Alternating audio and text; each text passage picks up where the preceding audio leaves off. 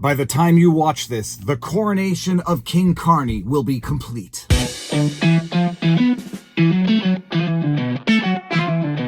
Viva Fry, former Montreal litigator turned current Florida rumbler in my home office in Florida, and by the time you're watching this vlog, the coronation of King Mark Carney is complete.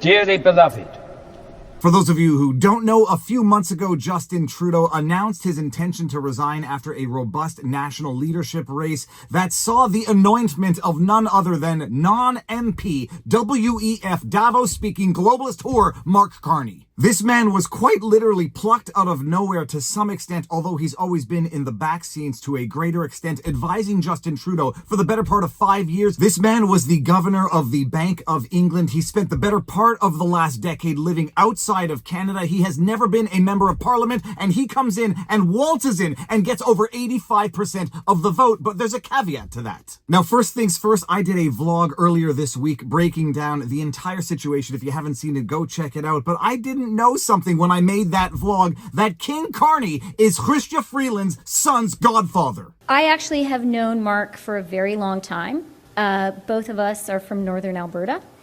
And I think Mark is a great Canadian. I am really glad that he has come out as a Liberal, and I'm grateful for any support he can offer our party, our government, and our country. I speak with Mark often. About that? I speak with him often. He's actually my son's godfather.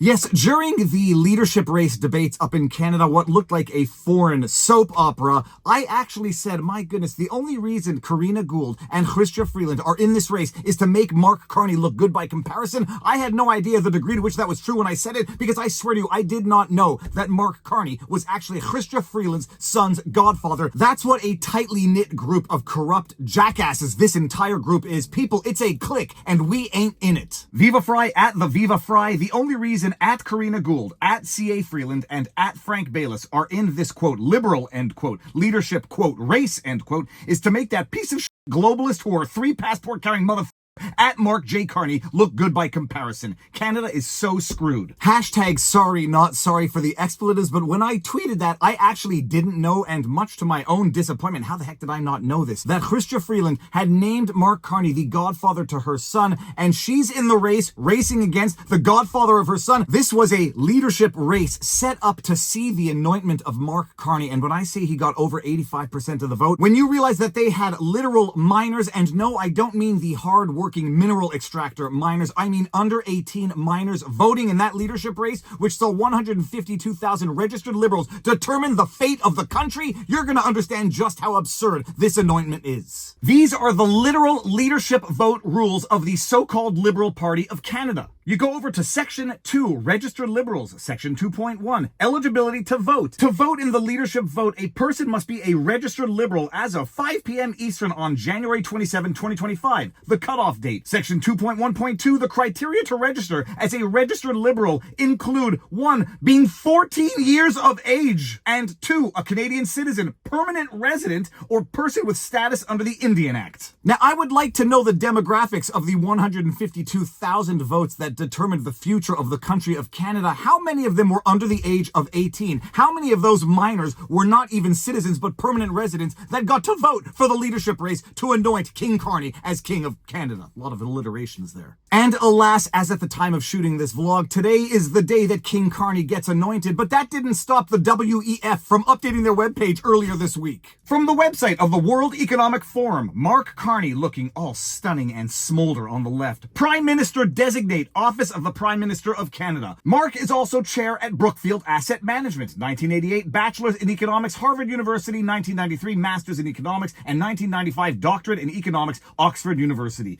13 years with Goldman Sachs in London, Tokyo, New York, Toronto. 2003 to 2004, Deputy Governor, Bank of Canada. 2004 to 2008, Senior Associate Deputy Minister of Finance. 2008 to 2013, Governor of the Bank of Canada. Since July 2013, Governor of the Bank of England. Chairman, Financial Stability Board, FSB. He is also an external member of the Board of Stripe, a member of the Global Advisory Board at PIMCO, Harvard University, Rideau Hall Foundation, Bilderberg. And in case you haven't heard any of the wonderful sound clips of who Mark Carney is, what he stands for, and how he wants to destroy the economy of Canada to reach net zero. Here are a couple of select clips. Let's take a brief pause from this vlog for a word from our sponsor, the Chicago Steak Company.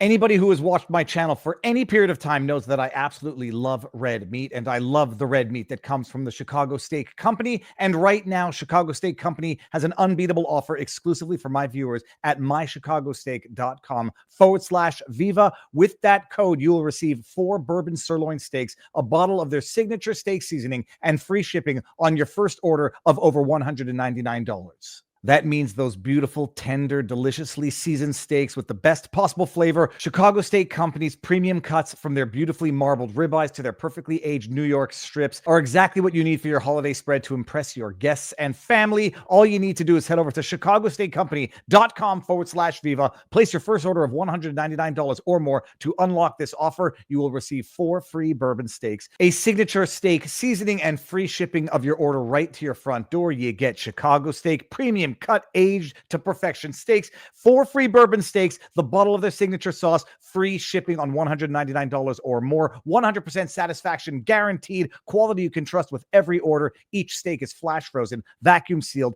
and delivered with care right to your front door. People, there is literally nobody out there who has ever regretted eating a delicious steak. Even the vegans. Go to mychicagosteakcompany.com/Viva. Thank you for the sponsor of this video. And now back to the vlog. Look, there is some stress, and it's great that there is that. It's not great that it happens, but it's great that there's that scrutiny and there's that skepticism or healthy skepticism about ESG labels or sustainable labels. And that, again, is one of the reasons we're having this ruthless, relentless focus on net zero, because in the end, look, we can't stabilize the climate unless we get to net zero. And it's a simple, these are hard numbers. Your emissions are either A or B. They're going up or down. And if they're going down, are they going down consistent with the science? We anchor it in the science, the same science the UN and others use for the 1.5 degree objectives. Well, thank you, Nicole. And let me compliment the leaders of this task force. It's a remarkable achievement. First thing to say is that this carbon budget is very precious. On business as usual, so pre-pandemic emissions, we have less than a decade of a carbon budget to remain within 1.5 degree temperature increases. So it is a limited carbon budget. And in that context, really a voluntary carbon offset market does 4 things. The first, it's complementary. But alas, today is the day of the anointment of our new king. Long live the king. This is what MSM has to write about it. From Reuters, Mark Carney to be sworn in as Canadian Prime Minister now must face Trump. March 14, 2025. Summary, Carney to be sworn in late morning, replacing Trudeau. New Prime Minister plans to travel to London and Paris. Carney reshaping cabinet to handle Washington, says CBC. Carney expected to call federal elections soon. Ex-central banker Mark Carney will be formally sworn in as Prime Minister of Canada on Friday, putting him in a position to fight tariffs from U.S. President Donald Trump that could devastate the trade-dependent Canadian economy. The moment caps a momentous rise for the 59-year-old who becomes the first Canadian Prime Minister without any serious political experience. Carney plans to travel to London and Paris next week, said a diplomat aware of the plans. Canada has sought to shore up alliances in Europe as its relations with the United States sink to unprecedented lows. And the article goes on and on, but like I already said on Twitter, I challenge Mark Carney to immediately call an election, because quite literally tens of millions of people did not vote for Mark Carney. What you have is maybe tens of thousands of minor liberal registered voters who might not even be citizens having voted for this guy to lead Canada. Call an election, Carney. It's the only fair thing to do. We'll see how long it takes you to do it. And P.S. I'm not holding my breath. And yeah, the relations sinking to unprecedented lows. I'm sure it has nothing to do with Carney's declared intention to impose retaliatory tariffs, threats on the export of electricity, and then after he's done responding to the tariffs, then he'll sit down and call Donald Trump, not vice versa. Pick up the phone and say, hey, what's the impasse here and how can we resolve it? No, Carney, like all the other liberals, needs a crisis to manage, a crisis that he will invoke to justify putting off elections until they stabilize that crisis. Trust me. And when they talk about relations with the U.S. being at unprecedented lows, I would not necessarily blame America for that. I might blame Canada, where you literally have them cordoning off American liquors at liquor stores with plastic. And by the way, does that image bring back any memories of, say, I don't know, sometime during COVID when they were sectioning off non-essential items of stores that were remaining open because they were essential stores? They were cordoning off during the time of COVID birthday cards, hair products, leggings, and so on, because they were non-essential items. They were preventing you from buying non-essential items, literally blocking them off with saran wrap, while they're now doing the exact same same thing to instill the exact same irrational fear in a populace to make them easier to govern because they're in a state of perpetual terror. And I went a little hard on some Canadians who seem to be buying into the same crap over and over again, learning nothing from their mistakes in the past. And this is what I had to say about that type of brainwash and its efficacy seemingly on the Canadian population. Viva Fry at the Viva Fry. Remember during COVID when Canada closed off sections of pharmacies for, quote, non-essential items, end quote, by saran wrapping them off from the other sections of the store to create fear and compliance among the general population? Does this look familiar? The first picture is from the, quote, tariff war, end quote,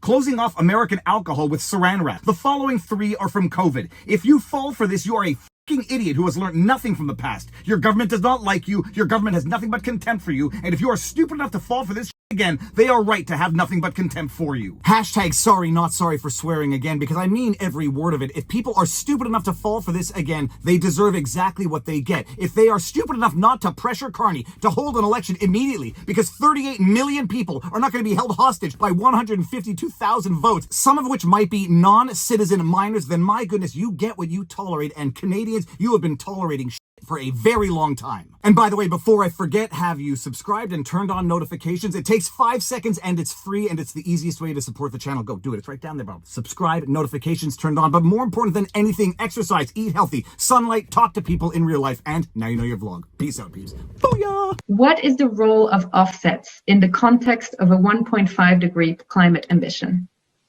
Well, thank you, Nicole, and let me compliment the leaders of this task force. It's a remarkable achievement.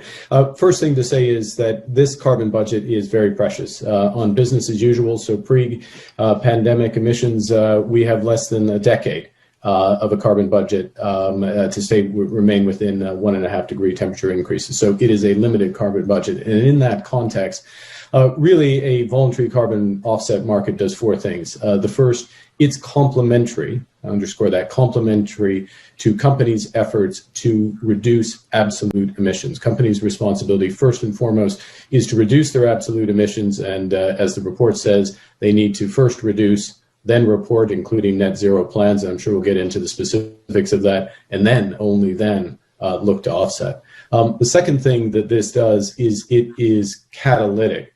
It's catalytic not for renewable projects in many advanced economies where the economics are absolutely clear, they are profitable and they will be driven, but they're catalytic for projects that many of which are in emerging and developing economies where the economics are not yet quite there. And this can help tip the balance for those projects to come in. They also, these offsets can also be catalytic as part of helping the economics of absolutely essential breakthrough technologies that need to happen for us to ultimately get to net zero. And I'm sure that will come up more clearly because Bill Gates has led on those technologies. The third thing is this market is cross-border. This market is being driven, it's a voluntary market, but it's being driven by companies making these net zero commitments. Most of those companies, the vast majority of those companies are in the G7 advanced economies, so-called advanced economies. They will be looking for high quality, high integrity offsets. And most of those offsets will come from emerging and developing economies. So this is a potentially huge cross-border flow. And then the last thing, and I'll hand back to you, Nicole, is that this market has the potential, again, properly structured, to have enormous co-benefits. Co-benefits for biodiversity, co-benefits for other SDGs, although rooted in a high integrity, highly credible, open, transparent carbon offset market.